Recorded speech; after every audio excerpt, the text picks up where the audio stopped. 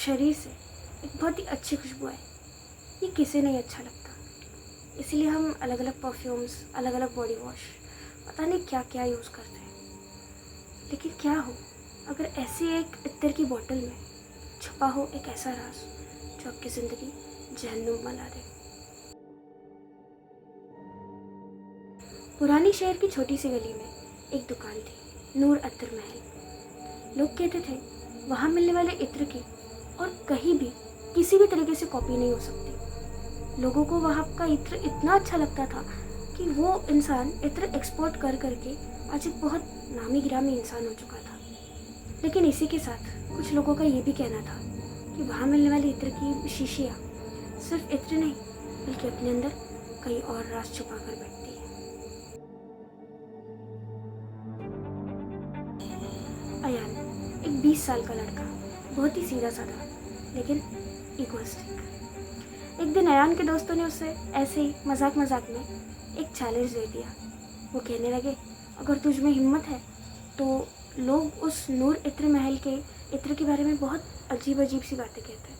अगर तुझ में हिम्मत है तो वो दुकान उस दुकान में जा, वहाँ से इत्र खरीद, वो इत्र लगा और रात के 12 बजे हमसे मिलने आ। पहले तो अयान ने मना किया, लेकिन जब बात उसके ईगो पर आई तो अयान ने उस चीज़ को मान लिया। अयान उस दोपहर को उस दुकान में गया। उस दुकान में ज़्यादा लोग नहीं थे, बस एक दुकानदार बैठा था, सफ़ेद दाढ़ी, काली आंखें।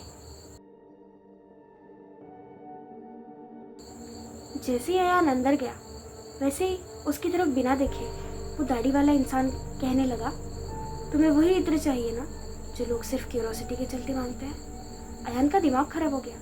मैं तो इन्हें जानता भी नहीं और इन्हें मेरी शर्त के बारे में कैसे पता। खैर, मेरा तो काम है सिर्फ मेरी शर्त को पूरी करना और अपने आप को बहादुर साबित करना।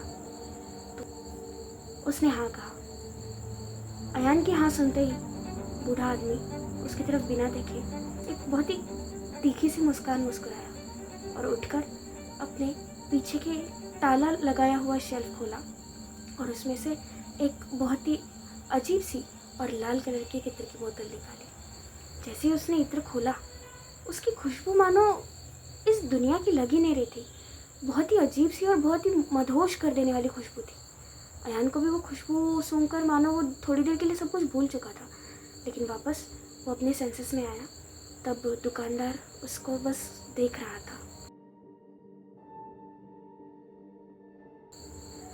उस बोतल को दुकानदार ने अयान के हाथों में देने से पहले उसके ऊपर का नाम उसे दिखाया। उस पे नाम था रूह ए शब। दुकानदार ने उससे कहा, इस इत्र को सिर्फ और सिर्फ रात में लगाना और लगाकर कहीं जाओ तो मुड़कर पीछे मत देखना। अयान ने मुस्कुराकर उसे हाँ कहा और उसे मजाक समझकर इत्र लेकर पैसे देकर अपने घर चला आया। शर्त के मुताबिक उसने अपने दोस्तों को इत्र की बोतल दिखाई, लेकिन वो कहने लगे कि हमने एक शर्त और रखी थी कि रात को 12 बजे ये इत्र लगाकर तुझे हमसे मिलने आना पड़ेगा। अब अयान को लग रहा था कि ये कुछ ज़्यादा नहीं हो रहा, लेकिन बात उसके ईगो की थी और वो ठहरा एक इगोइस्टिक लड़का। उसने हामी भरी और उसी रात 12 बजे इत्र लगाकर वो चल दिया। सितंबर का महीना था, ठंडी थोड़ी थोड़ी बढ़ रही थी और इसीलिए फ़ैन उसने बंद रखा था। लेकिन जैसे ही उसने इत्र की शीशी खोली, मानो जो भी इत्र उसमें से जो भी खुशबू आ रही थी पूरे चारों तरफ फैल गई थी और एक ठंडी हवा का झोंका उसको छूकर निकल गया। फ़ैन तो बंद था, फिर ठंडी हवा का झोंका कहाँ से आया? उसने पीछे देखा तो खिड़की खुली हुई थी। उसने सोचा ये सारी हवा खिड़की से ही आई होगी और वापस अपना इत्र लगाने में वो बिजी हो गया। जैसे ही अयान ने वो इत्र अपने कानों के पीछे लगाया, उसे दबे पाँव किसी की चलने की आवाज़ आने लगी। उसे लगा कोई घर वाला इंसान होगा, लेकिन उसे फिर याद आया कि आज तो घर में मैं अकेला हूँ, मेरे घर वाले तो सब दावत पर गए, तो ये कौन चल रहा है? और जैसे ही वो पीछे मुड़कर देखने वाला था, उसे दुकानदार की बात याद आ गई कि इस इत्र को लगाने के बाद पीछे मुड़कर मत देखना।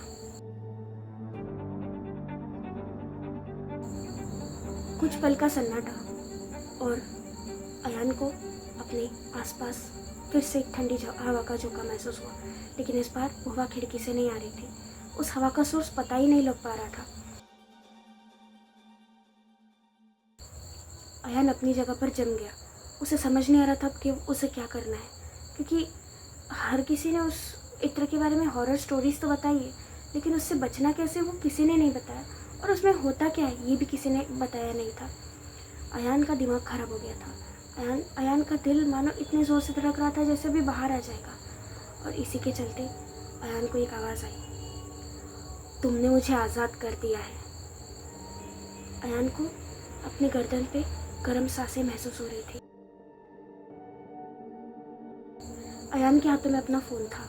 जैसे ही वो किसी को कॉल करके बुलाने का सोच रहा था, उसका फ़ोन वाइब्रेट हुआ और उस पर एक मैसेज था, जो खुशबू तुम पहनते हो अब वो तुम्हें पहचान चुकी है और अब तुम्हें उससे कोई छुटकारा नहीं दिला सकता।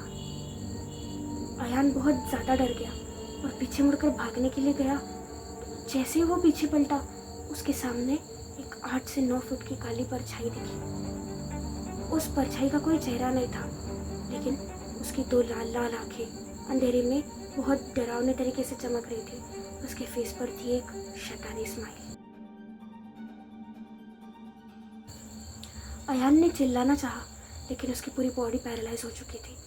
उस काले साये ने अयान से कहा कि अब ये खुशबू तुम्हारी नहीं, तुम्हारी रूह मेरी हो चुकी है। क्या तुमने इत्र का नाम नहीं पढ़ा था?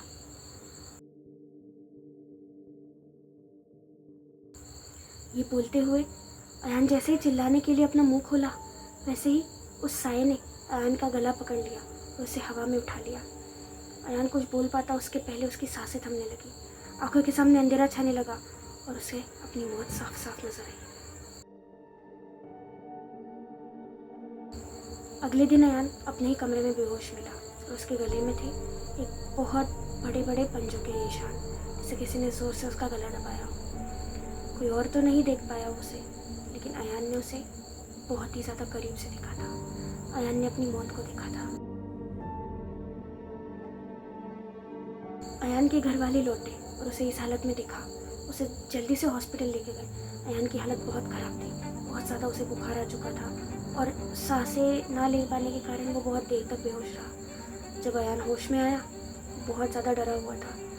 कई दिनों तक अयान का इलाज कराया, लेकिन अब अयान का मेंटल स्टेट थोड़ा सा हिल चुका था। अभी उसका कोई दिमागी संतुलन बचा ही नहीं था। वो बस एक कोने में देखता था, डरता था और ज़ोर ज़ोर से चिल्लाता था। इस बात की खबर जैसे ही दुकानदार को हुई, दुकानदार उससे मिलने आया और वो उसके घर के बाहर ही खड़ा रहा। लेकिन जैसे ही वो दुकानदार आया, अयान पागलों की तरह चिल्लाने लगा और बेहोश हो गया। आज भी उस दुकान से इत्र खरीदते हुए लोग 100 नहीं 1000 बार सोचते हैं, पता नहीं किस शीशी में क्या कैद हो।